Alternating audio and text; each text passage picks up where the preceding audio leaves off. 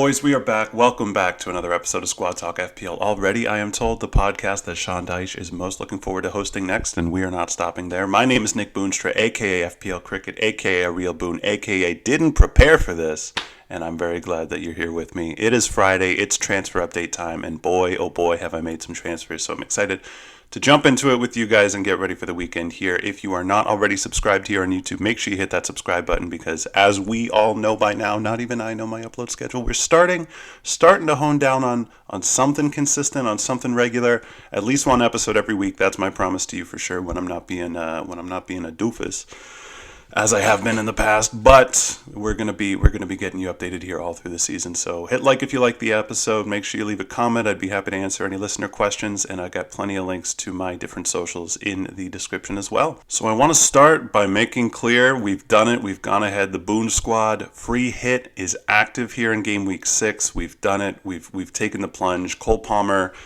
now confirmed injured, out for the next few weeks, so glad that I swerved on that, have him in my regular squad, and we're going to, I think, probably talk a little bit about what next week is going to look like with that.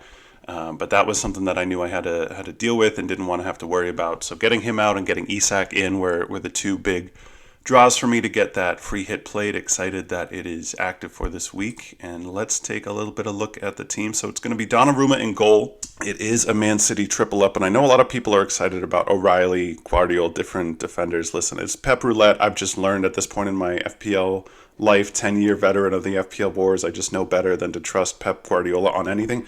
He's told us Erling Haaland is fit and ready to go. I don't trust that. I don't believe him. Anyway, tried adjusting the video to see if I could make the graphics look better. We're gonna figure this all out, guys. We're on the MacBook Air right now. We're on the Zero to Hero YouTube arc, and we're gonna make it happen, and you guys are helping make it happen. So thank you for your support and for watching the channel. So yeah, so it's Donnarumma in goal. Great debut, great fixture against Burnley.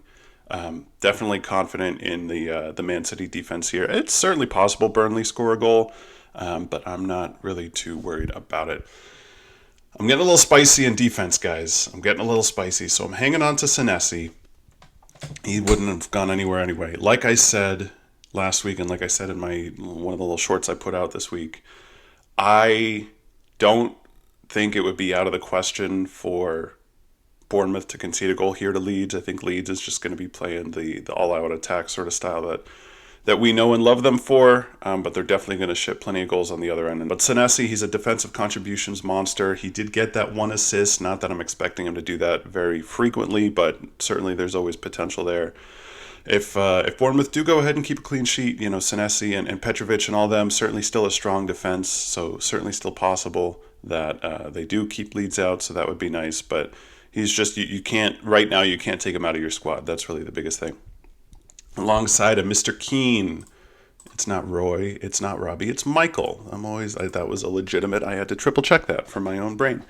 Michael Keane, and I'm going to switch over here real quick. There was a tweet, oh my God, stupid OBS, man. There was a tweet from one Alex Volo on Twitter, who's a great follow in the FPL space if you're looking for more accounts. Everyone's on about Tarkowski versus West Ham this week because they've conceded from corners in every single game week so far. And that's a good connection to make. And to remind you guys, I'm taking Tarkowski out of my team for this. I'm moving from Everton defender to Everton defender to go against my beloved but piss-poor West Ham right now. But here's the catch. Everton's corner routine is basically identical to the one West Ham keep collapsing against. Near post screens to block runs and overload before isolating a man at the far post. But the funny thing is Tarkowski isn't the end target of that routine. He's the screener. The players actually on the end of those passes and shots so far are O'Brien and Keane, both leading Everton for attempts from these exact situations. So yes, West Ham are vulnerable, and a goal from a corner feels written in the stars, don't remind me. But if you're advising Tarkowski purely because of, quote, every week they concede from corners, quote, that's a bit of lazy research. The numbers and eye test suggest it's O'Brien or Keane who are the real threats. And I got to be honest, that radicalized me, man. I really jumped on that and felt like it was a good enough reason for me to make the plunge. Yeah, I'm writing this down. It's good stuff. So it's going to be Keane instead of Tarkowski. Save a little money there and hopefully get a little goal threat from him as well. You never know. You never know.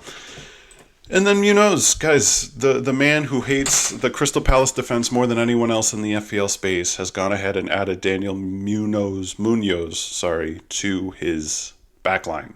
And it's crazy. They're going up against Liverpool. Not we. I'm not a Crystal Palace fan. There's no we in this.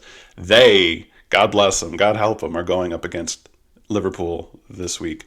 Obviously, Liverpool are going to score. They're probably going to score two. They might score three. So that's going to hurt in terms of goals conceded. There's not going to be any sort of any sort of clean sheet points there.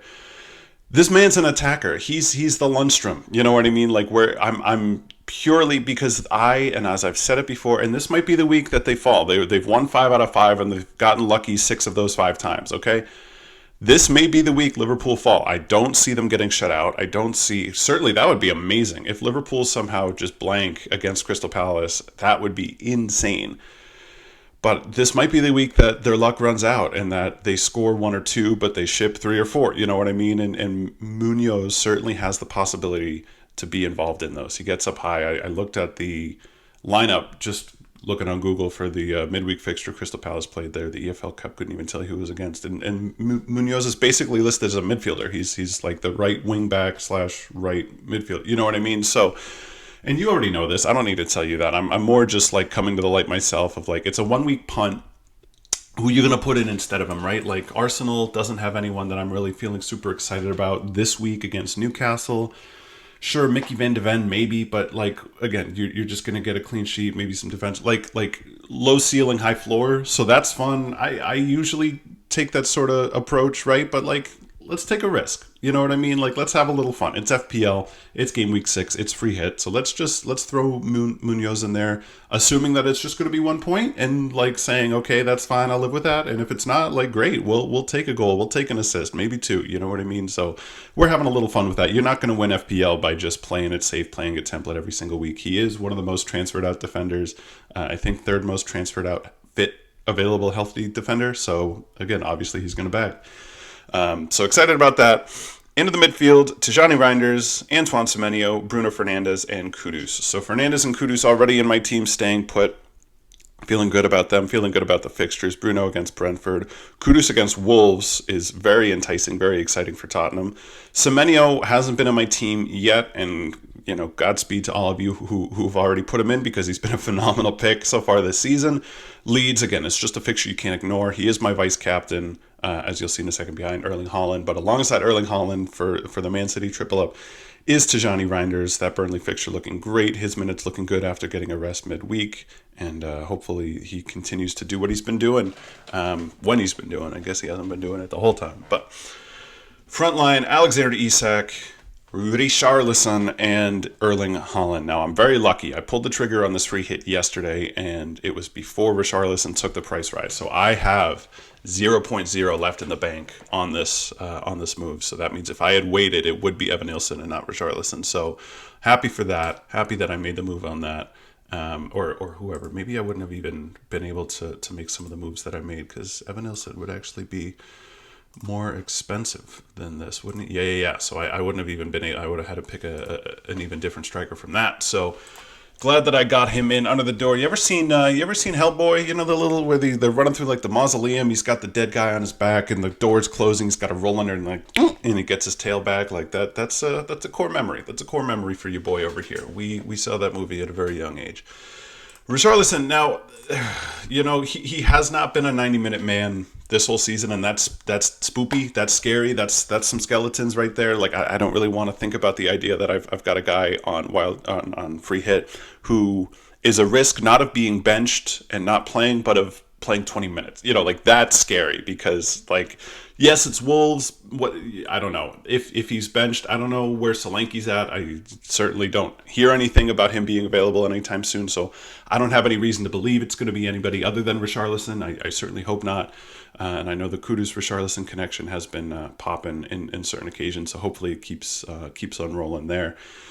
So it's a bit of a worry. I'm a little clenched sphincter on that one, but we're hoping, we're crossing our fingers, and we're having some fun with it. again, he goes right back out. He's not a bad hold. Leeds next week, Villa after that, and Everton. Like Villa again, not a bad defense, but certainly not doing anything offensively. And if you're not, goals change games, and if you're not scoring them, then you're giving other teams plenty of opportunities to change them in their favor. So he'll be interesting to watch. Isak, biggest reason I pulled the trigger on the free hit with the Ekitike red card. We know who's going to be starting for Liverpool. Again, not that going up against Crystal Palace is the greatest fixture on earth, but it's exciting enough and certainly feels nailed enough. Again, he may not play all 90 minutes. Maybe we're just looking at 75, but you just got your first Liverpool goal during the week. Great time to get your first league goal for Liverpool as well.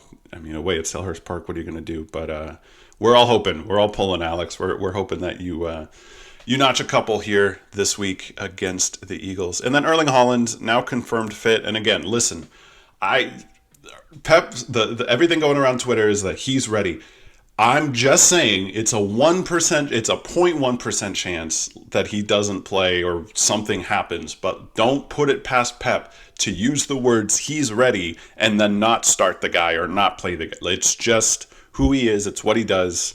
You know what I mean? So I have Erling Haaland captained. Obviously, with the with the free hit, it means that I can't triple captain. So I've already explained to you why I think that's a bad idea.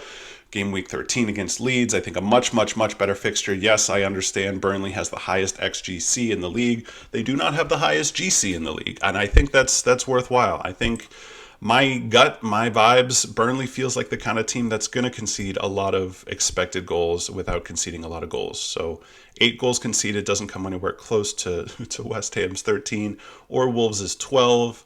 Leeds 7. So fewer goals conceded so far, but one of those goals again against the absolutely hot garbage Wolverhampton Wanderers. So that's, you know what I mean, something that I'm really thinking about and influencing my decision a lot. If I have to log in again, I'm going to be so mad. Okay, thank you, Jesus. This website, man. Any other options? So on the bench behind all of those boyos, those puppies, backing them up, it's Grealish first sub, just in case there was any worry about Haaland or anyone else not playing. I felt like Grealish could be an interesting option to go for, just as a backup, as a sub on a free hit. Mukiele and Rodon on the second and third bench options. Don't really expect them to factor in, but not super worried if they do. Mukiele more so. Rodon, I'm hoping that he stays put on that third bench spot. And then Roof, similarly, you never know what's going to happen with Pep Guardiola and Donnarumma. It was Petrovic in that second spot, that backup goalie spot, but again, you just don't know. Leeds, I certainly expect they're going to score at least one, if not concede a whole bunch on the other end. So that'll be interesting. Hopefully Semenyo is involved in those. Not having Evan Nilsson is a bit of a worry. I was tripled up on Bournemouth for a little bit before I decided to make the Richarlison move happen. So we'll see how that all goes. But any other guys that I was thinking about looking at, I do think it's interesting, as worried as I am about like Munoz not being the best option. If I X him out, auto pick, it gives me Gahey. Now that being said, I'm pretty sure the auto pick just defaults to whoever has the best form at the moment, and that would be Gahey. So whatever you want to make of that is up to you. Yeah, Van de Ven, Matty Cash, 2 options that I certainly had in mind, people that I was thinking about.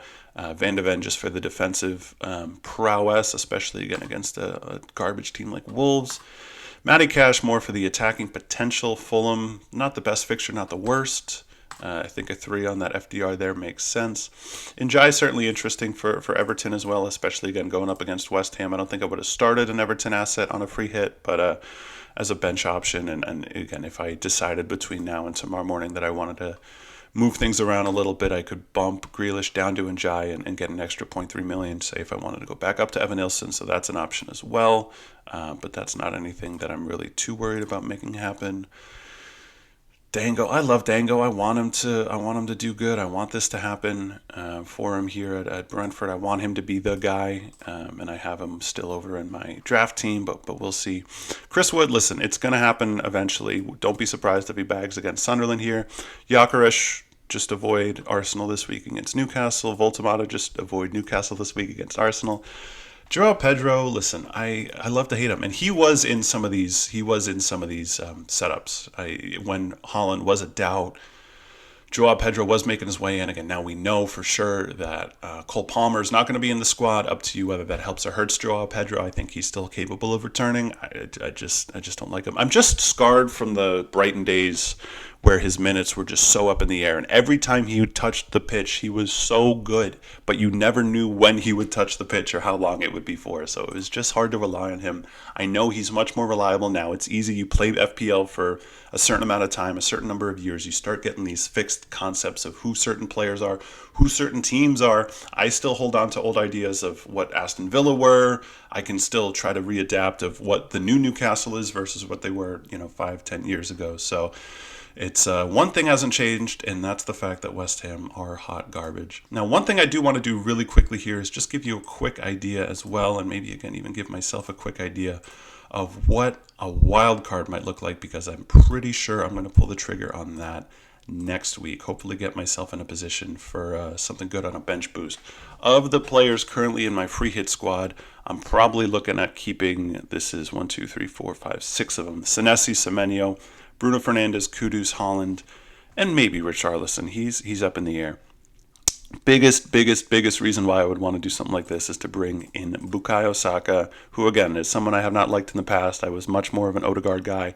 And of course now that this year people are like, hey, swerve Saka, he's not really what he used to be. He's not really going to be what he was. I'm like, got to get him in my team. So whatever that tells you about me. But I mean, Nordy, there's Mukiele, and there's Madueke, and it's not, they didn't think of us when they named. So Nani Madueke and Nordi Mukiele, they really weren't thinking of the gamers. They weren't thinking of us, guys, when these people were named as children in separate places without any concept that they would be playing in the same football league at the same time for completely different teams.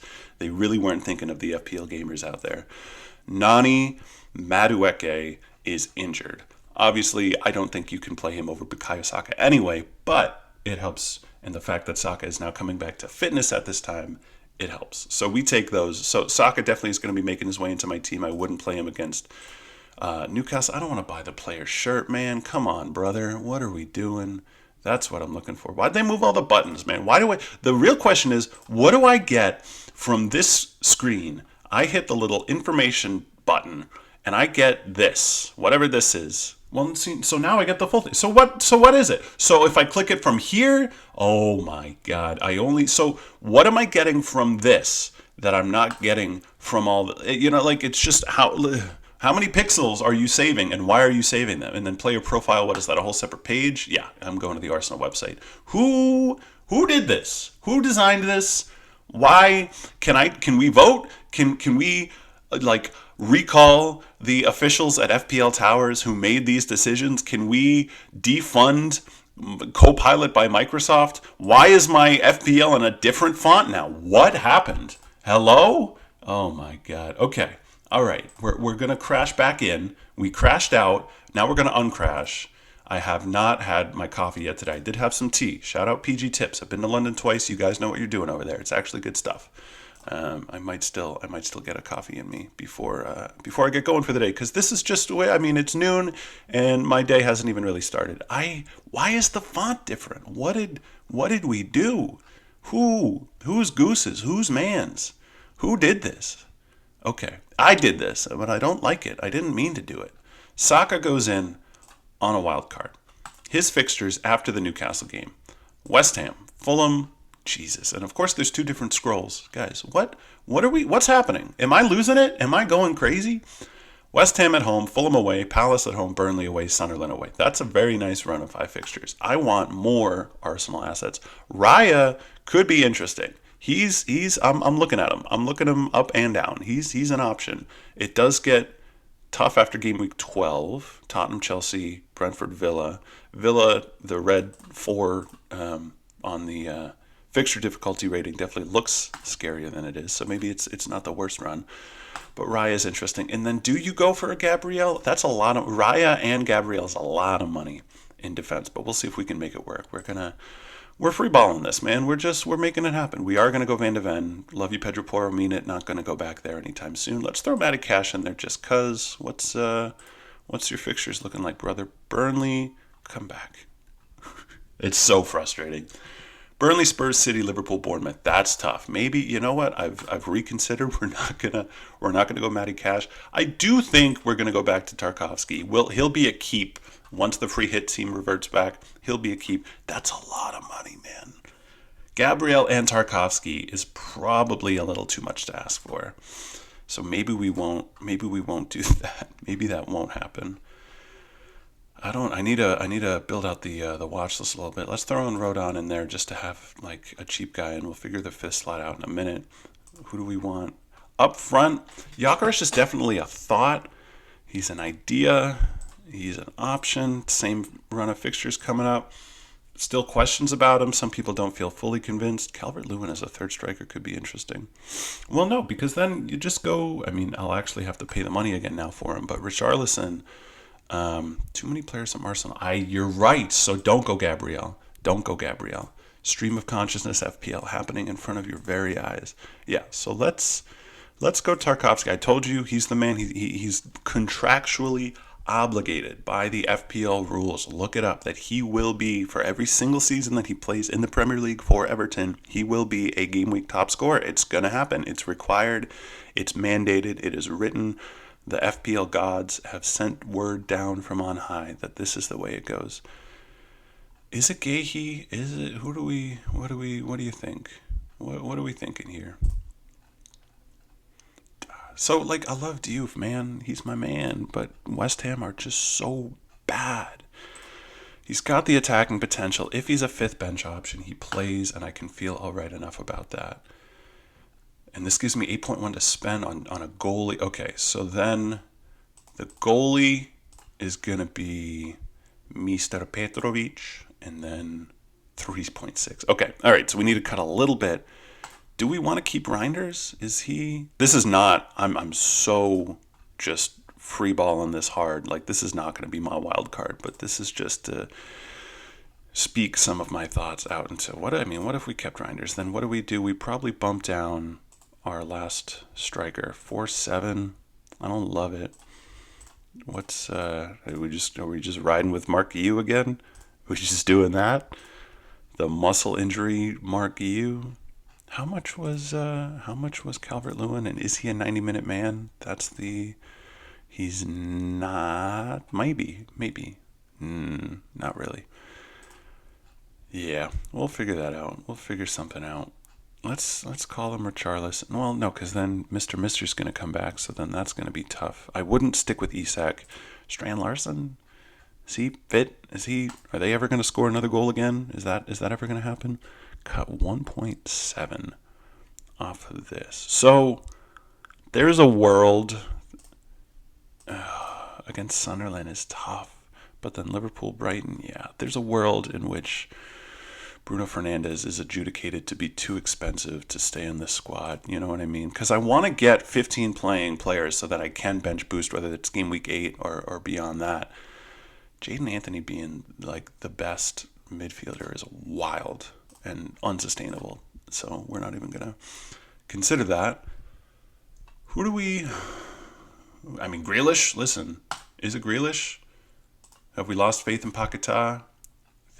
Arsenal, I mean, we can always try to get him back in if we need to, but Semenyo, Grealish, Reinders, Saka, Kudus, that gives us 0.5 if we want to bump Reinders up to somebody like I was going to say like Reinders, but I'm like, that's literally the guy we're already trying to replace. So maybe it is Reinders. Maybe that's my heart telling me where to go. Absolutely no Liverpool assets, which is spooky as well. I don't trust the Liverpool defense. I've been saying that, so don't get it twisted. If we wanted Gakpo, we could do that and then get like a Dewsbury Hall or an Njai. Oh, way too wishful. Or a Garner for the bench, and you'd be looking at like a 3-4-3. Senesi, Tarkovsky, Van de Ven, Diouf, don't love it.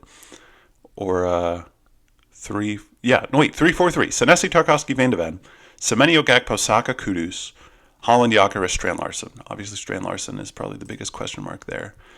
But it's an option. And even if we wanted to, we could 6-6. That's just too little to get Richarlison, right?